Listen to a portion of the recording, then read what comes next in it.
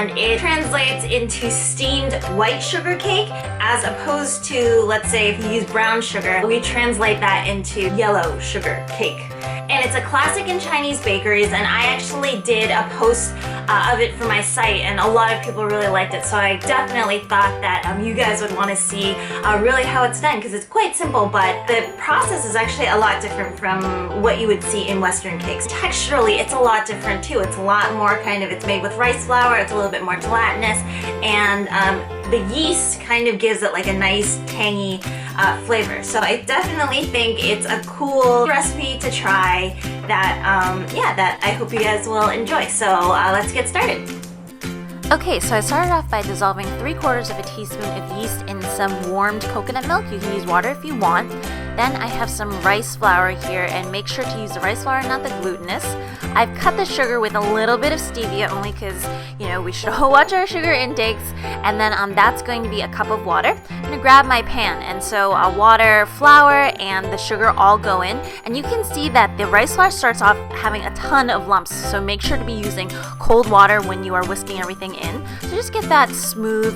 And then you're going to cook it on the stove on medium heat for 2 minutes, and then probably another 4 minutes at even a lower temperature. So just a note, this thing never comes to a boil. It should kind of thicken up really slowly, and remember to lift up the pan if you think that anything is thickening up too much. You don't really want it to, probably to the consistency of a really thin batter is what you want it to be, but never, getting it too clumpy. So you want to cool it down before adding in the yeast mixture, which I've just mixed in, and I'm going to put everything through a strainer just to make sure that there are no lumps and that the cake is nice and smooth. You're just going to put it into a bowl, put a towel on top of it, and then let it ferment for about 6 hours. And this is when it's going to develop all of those bubbles, but also a nice tangy flavor as well. So you can see after 6 hours it is nice and bubbly and gooey.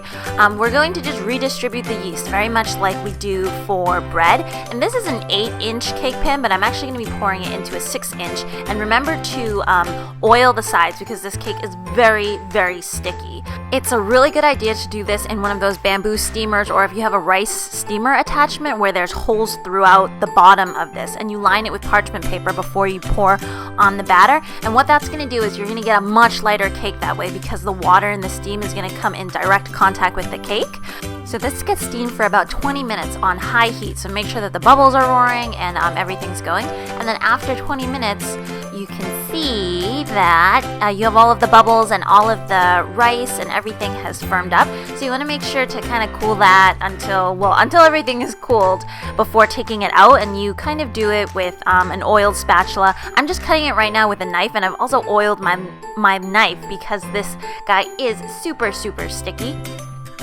And you can see the bubbles throughout. And with this, I didn't have the steamer basket with me, but I wanted to show you kind of when you do use a steamer basket, you get nice, fluffy, big bubbles inside. And it's just a really unique cake. I enjoy eating it very, very much. So there you guys go, my Chinese steamed white cake. I hope you guys like the recipe. And as usual, please hit like and subscribe if you want to see more. And I will see you guys again next time. Bye!